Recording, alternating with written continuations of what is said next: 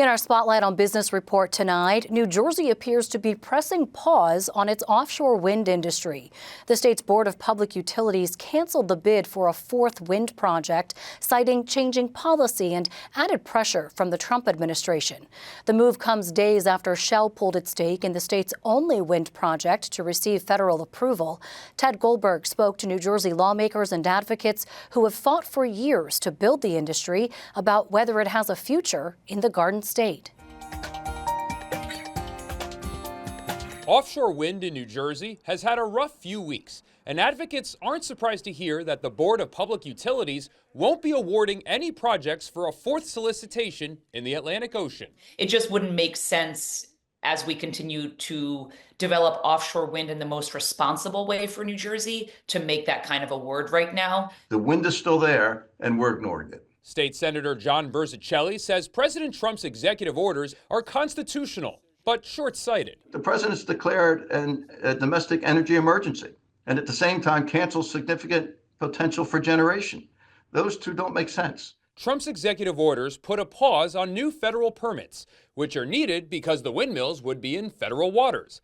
Atlantic Shores, the only project with federal approval, lost the backing of Shell last week, and with it, $1 billion of investment, a key factor in the Murphy administration's decision to cancel the bidding process. Even as Governor Murphy has said repeatedly that offshore wind would play a large role in the state's goal of having carbon-neutral power by 2035. We can continue on that trajectory.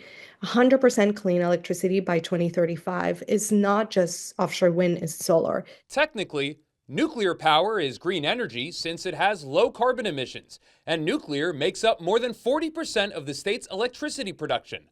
While New Jersey has 2 working nuclear plants, New Jersey Sierra Club leader Anjali Ramos-Busat says it's not the ideal solution. Nuclear is not renewable.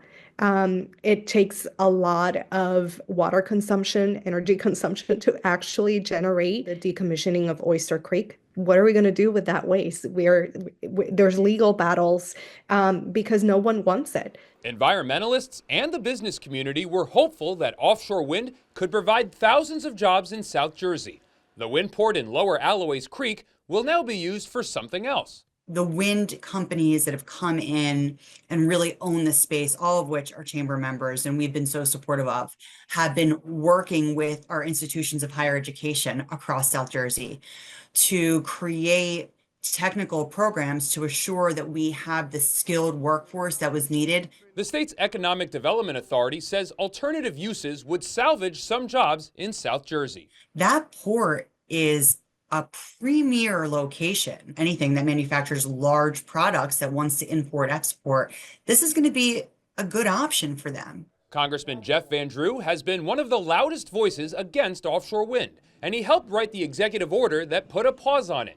As part of a statement, he told us that offshore wind farms would have devastated our fishing industry, harmed our coastal economy, driven up energy costs for hardworking families, and littered our shores with massive, unreliable wind turbines. While offshore wind collapses under its own weight, the future of American energy is in nuclear and solar. Reactions to that are mixed, with some bemoaning the loss of offshore wind and others curious about what will happen next. They're missing the point that this wind farm has a lifetime of 25 to 30 years of renewable carbon-free electricity with a fixed price. I'm hopeful, by the way, because the one thing we see from this president's second term is things change very quickly. 2 days ago, we had a tariff on Mexico and Canada. Today, we don't have a tariff. Governor Murphy is also hopeful things will change, saying developing the offshore wind industry in New Jersey is a once-in-a-generation opportunity to create tens of thousands of jobs. However, the offshore wind industry is currently facing significant challenges, and now is the time for patience and prudence. I hope the Trump administration will partner with New Jersey to lower costs for consumers, promote energy security, and create good-paying construction and manufacturing jobs. For NJ Spotlight News, I'm Ted Goldberg.